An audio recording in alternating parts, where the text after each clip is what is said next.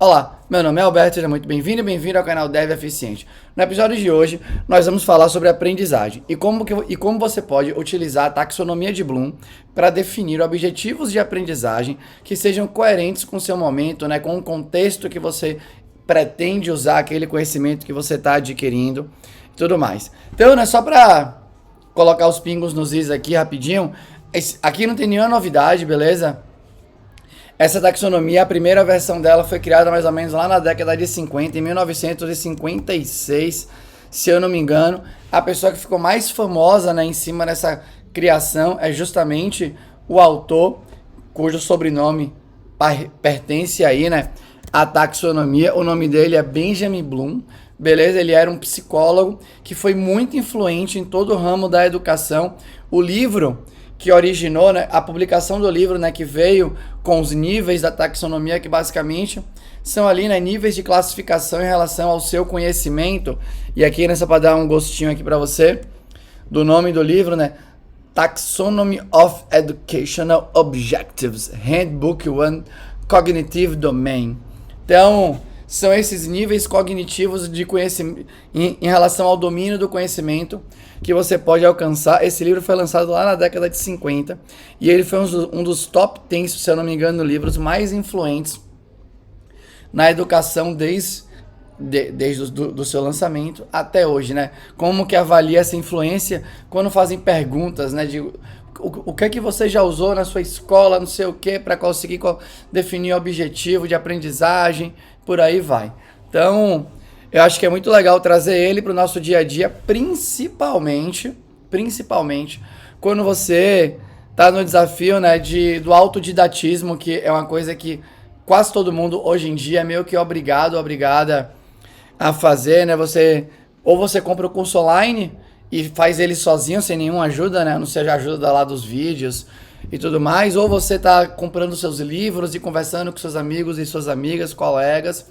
E esse é um cenário muito desafiador para você aprender, porque você está sozinho, você tem N desafios, que a gente já falou de vários deles aqui no canal, né? Como que você vai se regular, como que você vai perceber se você está indo pelo caminho certo no seu aprendizado. E um desses desafios também é, além de você saber aonde você quer chegar, qual que é o seu objetivo, né, os seus N objetivos de aprendizado, aí, uma outra coisa importante é qual que é o nível desse aprendizado. E a taxonomia vai te ajudar bastante nisso, beleza? Então vamos dar uma olhada aqui nela. Eu vou deixar todos os links, obviamente, aqui no vídeo. Aqui tem um site que um colega meu de trabalho, né, Danilo Ribeiro, que é um cara que tem pesquisado bastante sobre educação e N direcionamentos ali, né? Então a gente é pá dentro da ZUP. Ele me passou esse link, que é um link que eu acho muito bom, porque tem os níveis do domínio ali, né? Os níveis de entendimento, né? De domínio de fato sobre o conhecimento que você está adquirindo, explicado de maneira muito resumida e com palavras-chave de exemplo que você pode utilizar ali, né, dentro da sua jornada, beleza? E uma coisa que eu, antes de começar aqui a falar, né, e pegar um exemplo para fazer com você, uma coisa que é muito importante, eu gosto sempre de lembrar, a profundidade do seu domínio sobre alguma coisa é proporcional à complexidade do contexto que você vai estar inserido ou inserida. Eu gosto sempre de falar disso, por quê? Porque eu encaro aqui no canal, né, e quando eu olho para a profissão em si, para minha profissão, eu encaro a aprendizagem como vetor de performance. Então, para mim, é uma coisa sistemática, com objetivos que tem que ser bem delineados, para você não ficar exagerando e perdendo um pouco do rumo, né? Eu acho que eu já falei sobre isso aqui no canal, não tô lembrado exatamente, acho que já, né? Eu não sou do grupo de pessoas que acha que você tem que aprender primeiro toda a base da coisa e depois essa coisa aqui, depois aí você vai empilhando cada um dos conhecimentos para você aprender a última coisa que de fato era a necessária para que você pudesse resolver o que estava aparecendo agora aqui na sua vida. Então, eu de fato entendo, né, que quando a gente pensa em performance, o conhecimento tem que ser o suficiente para você, dadas as dimensões de performance que você vai ser analisado ou analisada, que são esperadas de você, para que você possa entregar essas dimensões para aquele contexto que você vai ser que vai estar inserido ou inserida. Dito isso, né? Aqui a gente está falando do que é chamado da taxonomia de Bloom revisada, que foi uma versão, se eu não me engano, lançada nos anos ali próximos de 2000, algo assim. Talvez eu esteja errando a data, né? A galera pegou o que já existia e tentou olhar para o que tinha sido descoberto nesse cenário de educação em todos aqueles anos. A gente está falando entre 2050, ali, quase 50 anos, e tentou reavaliar a taxonomia, né, trazendo um ar que pudesse ficar mais próximo do que estava acontecendo naquele momento, né, talvez um ar mais contemporâneo, algo assim. Enfim. Então, vamos aqui, né? Então, o primeiro nível, aqui, né, vou só falar rapidinho 7 níveis. Então, lembrar, entender, aplicar, analisar, avaliar, criar, né? Então, você tem aqui os níveis, né? 1, 2, 3, 4, 5, 6 níveis aqui, que a gente pode pegar uma determinada esfera de conhecimento e tentar classificar, né? Ali. Acho que o melhor jeito aqui pra gente fazer é tentar pegar um exemplo, sei lá, de tecnologia aqui, beleza? Pra gente tentar brincar um pouco com isso.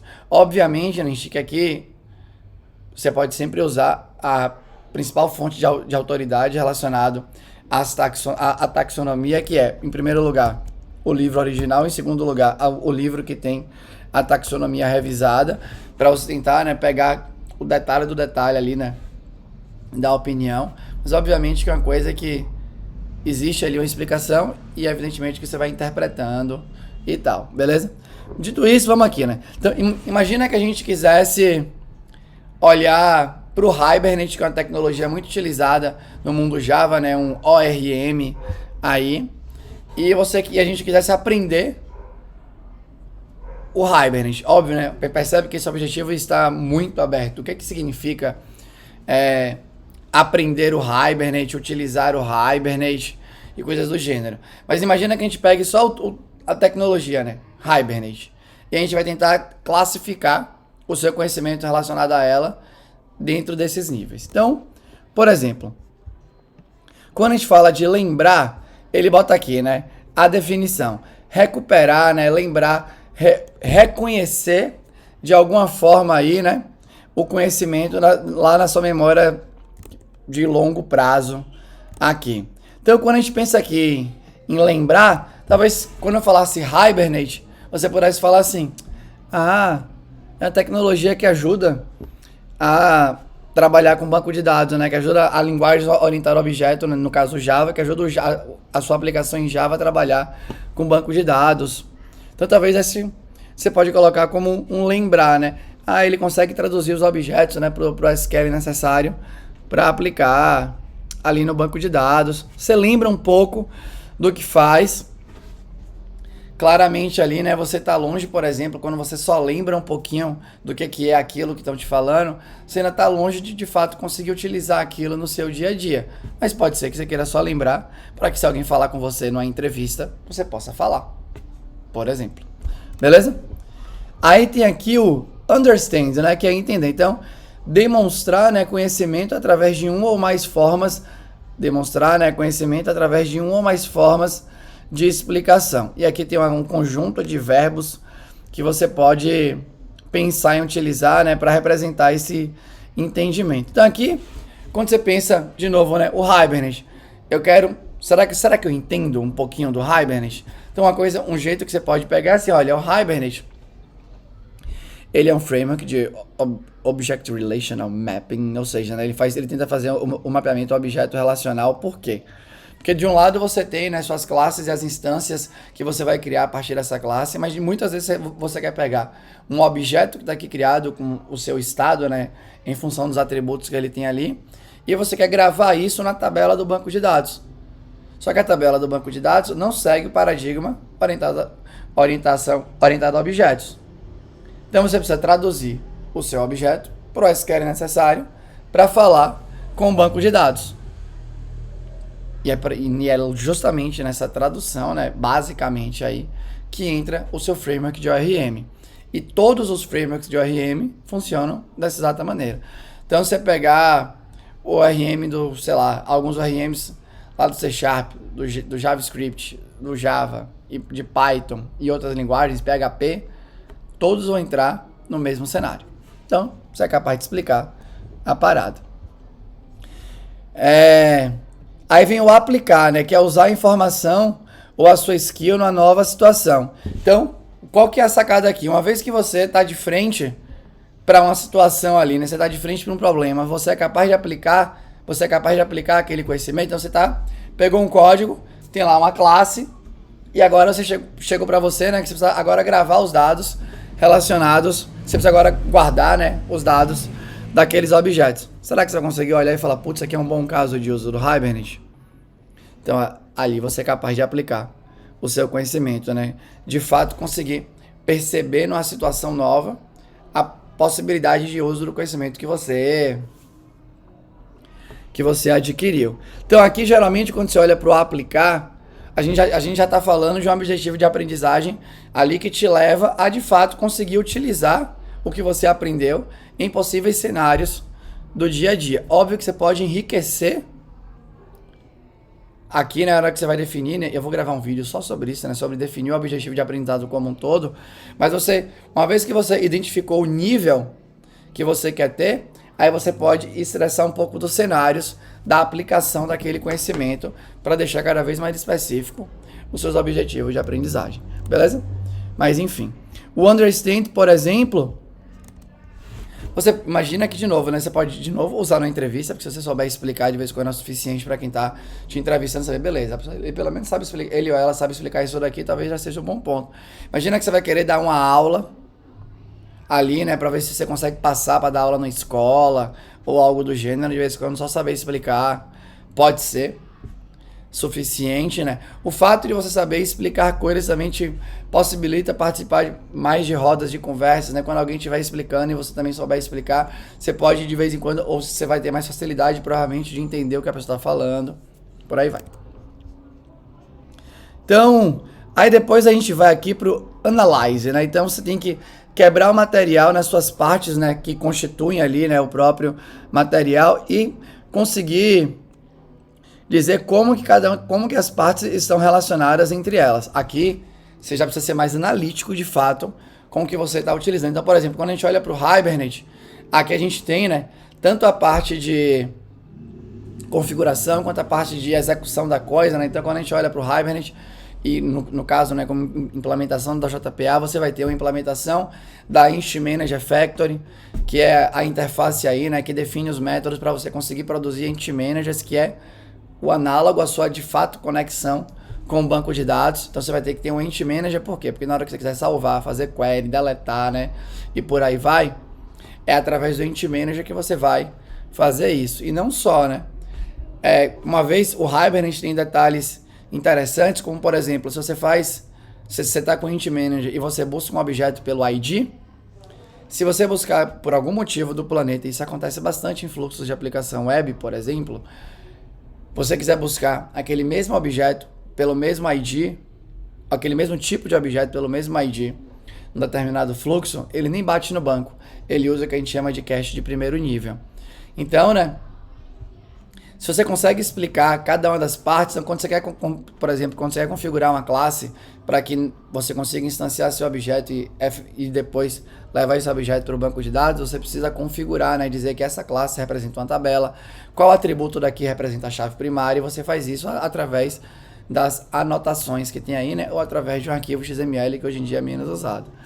Então, se você consegue analisar as partes do que você está dominando e consegue entender como uma coisa se relaciona com outra, então do tipo assim, se você passar para o Int Manager uma classe que não está anotada com @entity, ele vai reclamar para você, ele vai falar assim, olha, como é que você quer que eu trabalhe com o objeto dessa classe se você não me diz que essa classe é para ser gerenciada pelo Hibernate no sentido de trabalhar ela, as instâncias criadas a partir dela junto com o banco de dados. Então aí você consegue analisar as partes da parada. Aí depois tem o avaliar, né, que é make judgments based on criteria and standards. Ou seja, aqui é você ser uma versão obviamente mais crítica do que você está utilizando, conseguir olhar para a utilização daquilo e fazer de fato um julgamento. Então, por exemplo,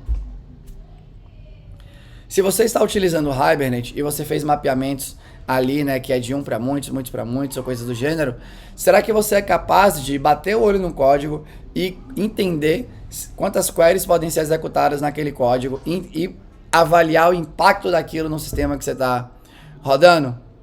Porque se você não consegue avaliar, como é que você vai sugerir alguma coisa, recomendar, né? Então, esse aqui é o nível geralmente mais avançado, obviamente, aqui, né? O analítico já é avançado, mas você ainda encontra bastante, beleza? O avaliar, você já... Vou dar um chute, né? Mas acho que aí você já flerta com ser, de fato, um especialista ou uma especialista naquilo. Você consegue bater o olho e falar, putz, isso aqui você está usando de maneira interessante. Aqui você tem um perigo, então fique de olho em relação a isso. Aqui você tem realmente um problema, talvez não seja o melhor caso para você. E aí no final você tem aqui, né, o que ele chama de criar, que é colocar elementos juntos para formar uma nova coisa, né, ou reorganizar elementos no novo padrão ou uma estrutura. Aqui flerta muito com a criatividade em si, né? Será que você, de posse, você domina tanto aquilo que você consegue conectar aquilo com outras coisas e enxergar novos usos para aquilo dali, né? Geralmente é um nível, eu confesso assim, né? Quando a gente pensa em criatividade, em juntar partes e tal, vai ser um pedaço pequeno, né? Do seu trabalho. E eu geralmente, eu vou falar por mim, né? Eu geralmente não paro aqui na minha mesa e falo assim, hoje é o dia que eu vou ser muito criativo e eu vou juntar os meus conhecimentos. Isso simplesmente acontece muitas vezes, na minha opinião aqui, né? Já dando uma opinião. Se você está no nível de evaluate em alguns cenários, provavelmente, em algum momento, você vai criar alguma coisa. Então, eu acho que eu posso dar um exemplo que aconteceu comigo e que é um exemplo legal, que é o do CDD, que é, né, a minha tese aí que eu propus de design de código, de você olhar de maneira mais sistemática em como você pode dar peso para as coisas no seu código, junto com o seu time, né, para avaliar o nível de entendimento daquele código e manter o nível de entendimento em níveis ali, né, manter o nível em níveis, né, mas enfim, né, manter o nível em algum termo aceitável para a equipe como um todo. A gente já publicamos artigos sobre isso no mundo acadêmico, eu já gravei vários vídeos sobre isso. E o CDD vem de quê? Do conhecimento do nível de conhecimento que eu fui adquirindo em relação à aprendizagem. Então tem lá a teoria da carga cognitiva, mágico número 7, como isso se aplica. A minha visão que eu tinha sobre design de código. E teve um dia que eu olhei para cá e falei, poxa, pode juntar, né? E pode dar um caldo bom. Mas assim, pelo menos confesso que eu não sou um especialista em processo criativo, então se eu estiver ultrapassando aqui os limites e falando uma grande bobagem, espero que você me perdoe. Mas eu acho que o create demora um pouco mais. Já o evaluate, até o evaluate, o create demora mais e eu não acho que você precisa parar para ser. Geralmente vai acontecer. Já o evaluate, eu considero que é bem treinável, porque o evaluate, o avaliar, a sua capacidade de julgamento, ela é, na minha opinião, muito proporcional ao número de vezes na sua vida que você foi exposto ou exposta a situações diferentes. E com certeza, através de treinos bem dirigidos, bem interessantes, que sejam de fato pensados para tentar contemplar as supostas situações que podem acontecer na vida real, você pode ser exposto ou exposta a várias situações diferentes. E aí você começa a conseguir ter um senso, né, uma percepção do que está acontecendo e julgar aquilo de maneira mais interessante. Então, enfim, esses são os níveis, né, da versão revisada aqui, pensando em nível cognitivo. Eu acho bem interessante para você olhar. Então imagina que você entrou num curso de React e tu fala assim, beleza, por que eu tô entrando nesse curso? O que eu quero ser capaz de fazer com React? Porque se você quiser só lembrar um pouco do que o React faz, o nível de exigência do seu estudo vai ser bem mais baixo. Agora, se você quiser explicar o que o React faz de N maneiras diferentes, vai ser um nível um pouco mais alto. Se você quiser aplicar o React, né, utilizar de fato ele para construir single page applications, E aí, de novo, né? Dá para enriquecer isso daqui, porque você pode construir uma homepage de um site institucional, ou você pode fazer um formulário muito complexo com várias interações entre a interação, né, de interagir, né, eu acho, né, entre os elementos, e você vai ter que usar várias coisinhas ali do React. Então, obviamente que tudo depende do seu nível de aplicabilidade aí, né? E aqui uma coisa que eu acho que é legal de falar, e eu vou dar um exemplo comigo, né, de uma ferramenta que eu uso no meu dia a dia hoje, agora, de novo, e que eu tenho um nível de entendimento bem básico, que é o Docker. Então, eu não sou um cara que posso dizer que eu consigo aplicar infraestruturas em cenários que eu considero mais básicos, mas eu não sou o cara que monta o pipeline de integração contínua, delivery, deploy, não sei, todas essas terminologias. Por aí vai, putz. Não consigo ter esse nível de aplicabilidade. E especificamente, por exemplo, em relação a algumas tecnologias desse mundo mais de infra, então quando a gente fala de Docker, eu tô entre o Remember e Understand do Docker, né? Porque eu acho que se eu for explicar o Docker, eu vou conseguir explicar, mas no nível meio superficialzinho, sabe? Então, putz, eu sei que é uma ferramenta que a gente vai instalar, que ela permite que você isole a sua infraestrutura, né? É mais fácil de você replicar, então você consegue rodar a sua infraestrutura aqui na sua máquina com todos os elementos ali dentro. E quando você for para uma máquina que você não conhece, você vai rodar a mesma instância, né? Ou perdão, você vai criar uma nova instância da mesma imagem, replicando vários dos elementos ali, né? Podendo parametrizar do jeito que você quer e por aí vai. E ele utiliza para isso, né, o que a gente chama aí de containers. E eu não consigo te explicar agora o detalhe do container, saca? Eu não consigo te explicar o detalhe ali do container. Inclusive, na versão revisada, ele coloca uma outra dimensão para você combinar com a dimensão cognitiva, que ele chama de Knowledge Dimension. Dimension ali, né? Então, você tem aqui o seu entendimento e você tem uma outra dimensão possíveis maneiras de utilizar esse entendimento. E o do Docker, eu tô bem no básico. Então, eu estaria, por exemplo, em um understand e bem do uso básico do Docker. E tá tudo bem. Tá tudo bem. Geralmente, o seu conhecimento, né, os seus N conhecimentos que você vai ter aí, cada um deles vai estar num nível diferente aqui, né, do que essa taxonomia sugere. Beleza? Mas basicamente era isso que eu tinha para falar hoje para você. Se você gostou, se você já utilizou a taxonomia de Bloom para alguma coisa, deixa aqui também o seu comentário. Eu de fato acho muito interessante para definir os objetivos de aprendizagem e tudo mais. Mas no final é isso. Se você gostou, deixa o comentário aqui. Se você não gostou, o teu comentário construtivo, deixa aqui também. Eu vou ter o maior prazer em responder para você. Era isso. Tchau.